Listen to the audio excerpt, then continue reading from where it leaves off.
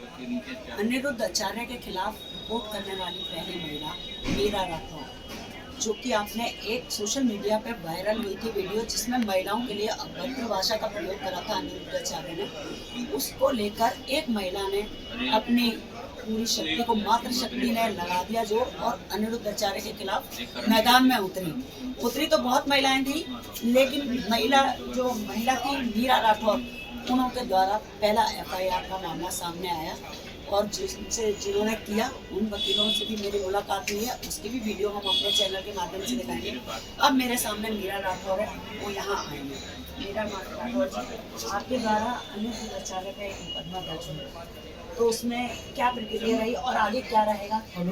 जैसे शुरू से महिलाओं के मामले में बहुत छुट्टियां करते रहते, तो मुझे लगता है कि खाली हमें लोगों को हमें गलत न लगा, पूरे देश की बेटियों से गलत बोला। तो उन्हीं के मामले में मैंने कहा कि ऐसे तो कोई भी बोल जाएगा, साधु संत हमारे सनातनी धर्म के जो साधु संत होते तो बहन बेटियों पे टिप्पणियां करना गलत है। ये कोई मुल्ला मौलाना होता तो उसकी बात सबने मानती कि चलो उसने गलत बोला, जो हमारे साधु संत हमारी बहन बेटियों से गलत बोलने लगेंगे तो ये चीजें तो बहुत गलत है। उसी मामले में हमने पहले मथुरा के में थाने गई थी, थाने में मेरी कोई सुनवाई नहीं हुई थी। थाने के बाद में मैं सीधे कोर्ट में आ गई। तो कोर्ट में जो मैंने केस डाला था उसके मामले में हमारे वकील साहब ने संज्ञान लिया, तो बहुत अच्छे जज साहब ने सुनवाई की। तो देखते हैं आगे क्या होगा। और मैं आगे यही चीजें कि ये कह देते हैं कि माफी मांग लिया, माफ करने से कुछ ये नहीं होता कि सीता मैया को उन्होंने दाग लगा दिया, सीता माँ के बहुत सुंदर थी तो इस वजह से रावण ने वध किया था। तो हम तो ये कहते हैं सीता मैया जैसी बहुत लेडीज हैं, तुम्हें हर कोई इंसान गलत दिखता, हर लोगों से भाषा गलत इस्तेमाल करते थे, ये बहुत गलत है कि 24 साल की लड़कियां 4 जगह मुंह मार के आई और 14 साल की बेटी है कि उसकी शादी कर देनी चाहिए। तो आप तो संविधान के खिलाफ जा रहे हो, तो ये चीजें बहुत गलत है।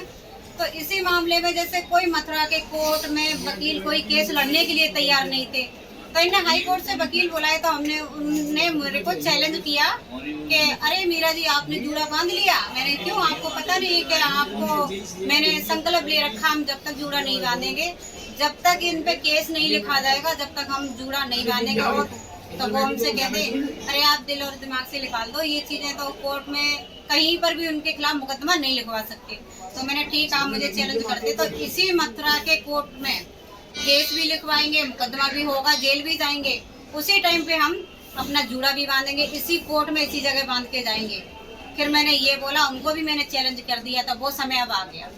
देखिए, जैसे कि महाभारत में द्रौपदी जी ने अपने बालों को ये कहा था कि अपने खून से बालों को सींचूंगी, इसी तरीके से मीरा राठौर जी ने भी अनिरुद्ध आचार्य के लिए बोला है कि जब तक इन्हें जेल ना भिजवा दूं जब तक मैं अपने बालों का जूड़ा नहीं बांधूंगी। यही है आपकी? हाँ, मेरी यही थी कि मैंने जब तक संकल्प ले रखा था, जब तक ये इन पे मुकदमा नहीं लिखा जाएगा, जेल नहीं जाएंगे, जब तक मैं अपना जूड़ा नहीं बांधेंगे। अब वो समय आ गया था, हम जूड़ा भी बांधेंगे, छोटी भी करेंगे, इनका समय भी आ गया जेल जाने का। तो ये बहुत अच्छा जज साहब ने फैसला लिया, तो इनके खिलाफ मुकदमा हुआ और ये जेल भी जाएंगे। अच्छा मीरा जी, कहाँ की है वैसे? मेरा आगरा से, ताजगंज से, अखिल भारतीय हिंदू महासभा की जिला अध्यक्ष।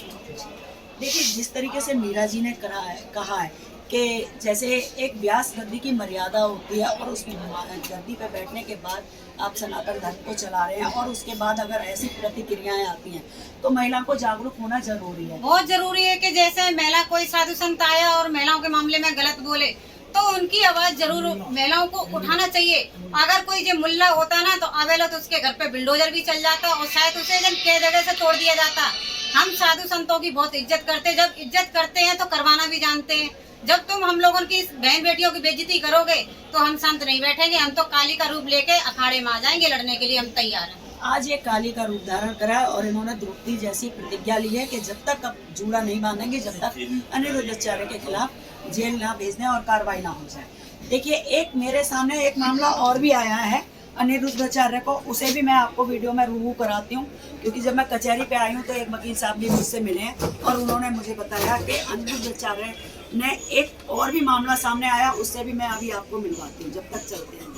नमस्कार, इस समय मैं एक कचहरी में बैठी हूँ और कचहरी में अनिरुद्ध आचार्य जी के खिलाफ जो कार्रवाई हुई है, FIR हुई है, उसके विषय में मैं मनीष गुप्ता जी जो एडवोकेट है उनके द्वारा हुई है वो कार्रवाई, उनसे पूछती क्या प्रक्रिया रही और किस तरीके से हुई। सर नमस्कार, आपके स्वागत है। जी आपने अनिल भट्टाचार्य जी के खिलाफ एक कार्रवाई हुई है FIR, उसमें आप ही उनके वो रहे हैं, तो किस तरीके से क्या प्रक्रिया रही और कैसे हुआ ये? देखिए ऐसा है, मीरा राठौर हिंदू महासभा की आगरा की विधायक थे। उनके द्वारा एक 156(3) जो कि BNSS की धारा 173(4) है, उसमें एक परिवार डाला गया था जो CM साहब की कोर्ट में डाला गया था, जिस पर संज्ञान लेते हुए CM साहब ने उसे कंप्लेंट में ट्रीट किया है। FIR करने के लिए जो कार्रवाई होती है उसी प्रकार की कार्रवाई कोर्ट में भी की जाती है। मामला या तो दो तरह से कोर्ट में पहुंचता है, या तो FIR के माध्यम से पहुंचता है, या फिर मामला पहुंचता है कि कोर्ट में आप अपना एक जो बात कहना चाहते हो उसको एक परिवार के रूप में आप दाखिल कर सकते हो। तो कोर्ट ने ये पाया कि इसमें कुछ ऐसे तत्वबंध हैं जिसमें अनिल भट्टाचार्य जी के द्वारा महिलाओं के चरित्र को, लालचन को लेकर के अभद्र टिप्पणियाँ की गई थी। उस अभद्र टिप्पणियों पर कोर्ट ने इनके द्वारा जो मीरा राठौर ने बर्बाद किया है उस पर पुलिस की जांच मंगाई, पुलिस की आख्या आई है। इसमें पुलिस के द्वारा अनिल भट्टाचार्य जी के बयान नोट किए गए हैं। अनिल भट्टाचार्य जी के द्वारा इसमें बताया गया कि उन्होंने अनुच्छेद 14 का, अनुच्छेद 15 का, अनुच्छेद 21 का, अनुच्छेद 29 का पालन किया गया है और वो कानून का पालन करने वाले व्यक्ति हैं। अब उनके द्वारा कोई गलती हुई है तो उसकी क्षमा मांगते हैं, लेकिन ऐसा कुछ भी नहीं है। उन्होंने कोई भी पालन इस प्रकार का नहीं किया था। उनके द्वारा बोले गए महिलाओं के चरित्र पर जो अपशब्द हैं उस पर महिला आयोग की उत्तर प्रदेश की अध्यक्षा बबीता चौहान जी के द्वारा संज्ञान लिया गया और कहा गया कि इससे गंदी भाषा बोलने वाला कोई और व्यक्ति नहीं हो सकता। मथुरा के बार एसोसिएशन के द्वारा भी इसका पुतला फूंका गया है। कई महिला संगठनों ने इसका विरोध प्रदर्शन किया। इन सबको देखते हुए कोर्ट में ये सारे सबूत हमने पेश किए गए, पेपरों की कटिंग लगाई गई और जो इनके द्वारा सोशल मीडिया पर जो प्रचार प्रसार किया गया उसकी हमने पेपर दाखिल किए। कोर्ट ने इनको भी सुनवाई का पर्याप्त मौका दिया था। इनके तरफ से हाई कोर्ट के 2 वकील साहब भी आए हैं, उनने भी अपनी बहस की। काफ़ी बहस होने के पश्चात कोर्ट ने पाया कि मामला पंजीकृत किए जाने योग्य है, इसलिए उन्होंने पुलिस के द्वारा जो FIR दर्ज की जाती थी, वहाँ जांच में गोलमोल होता था, उस सबको बाईपास करके उन्होंने अपने यहाँ पर इसे दर्ज कर लिया है बर्बाद एक। सर ये ऐसा होता है कि जैसे पीड़ित जाता है प्रशासन पर तो वो सारे रिपोर्टें दर्ज करने के लिए जांच का विषय रख दिया जाता है, तो मुझे लगता है वो जांच का विषय ना करके डायरेक्ट कोर्ट से हुआ है ये मामला, तो वो क्या प्रक्रिया और किस तरीके से क्या होता है ये सब? देखिए, पहले प्रक्रिया संहिता थी CRPC 1973, उसमें ये था कि 156(3) का एक प्रावधान, यदि पुलिस FIR दर्ज नहीं करती है तो आप कोर्ट में आ सकते हो, 156(3) में परिवाद दाखिल कर सकते हो। तो पहले ये हुआ करता था कि परिवादी के अलावा विपक्षी को सुनने का मौका नहीं दिया जाता था, उसका लोकस स्टैंड ही नहीं होता था विपक्षी का। अब BNSS की धारा में मोदी जी ने बहुत अच्छा ये काम किया है कि विपक्षी को किसी भी परिवार को सुनने के पश्चात विपक्षी को सुनने का मौका दिया जाता है। अब इसमें विपक्षी आएंगे, विपक्षी आए भी, उनको बुलाया गया, उन्होंने अपने पक्ष रखे, अपने सबूत पेश किए, बाकायदा पुलिस को भी जांच भेजी गई, पुलिस ने भी अपनी जांच भेजी है, जांच रिपोर्ट पेश करी है। इनके द्वारा बताया गया कि हमने अपने रक्त पर माफ़ी भी मांग ली है। तो इन सभी चीज़ों को जो आप कह रहे हो कि पुलिस के द्वारा जो प्रक्रिया अपनाई जाती है, उस पुलिस के द्वारा प्रक्रिया अपनाई है, प्रक्रिया अब कोर्ट के हाथ में है। कोर्ट ने इसको संज्ञान लेते हुए 1 जनवरी 2026 को मीरा राठौर को BNSS की धारा 223 के अंतर्गत बयान के लिए आउट किया, जो कि पुरानी CRPC की धारा 200 थी। अब जल्दी ही ये जो और प्रक्रियाएं हैं कार्रवाई होगी।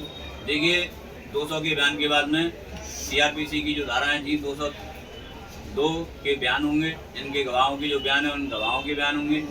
उसके पश्चात में एक बहस होगी, इस बहस पे मुद्दे पर बहस होगी कि अब इन पे जो धाराएं हमने प्रपोज्ड धाराएं हैं उनमें इनके खिलाफ अपराध बनता है कि नहीं बनता। जैसे हमारी जैसे पहले FIR दर्ज होती है, उसी तरीके से ये कंप्लेंट में दर्ज हुई है। अब कोर्ट में ही सारी प्रोसीडिंग करेंगे, पुलिस का रोल इससे बाहर हो चुका है। चलिए, और मैं ये भी देखती हूँ, अभी आपको दिखाऊंगी, जिन्होंने मीरा राठौर जिन्हों का अभी वकील साहब ने बताया, वो भी आ रही हैं, उनसे भी आपको रूबरू कराती हूँ जब तक ये ओके। अभी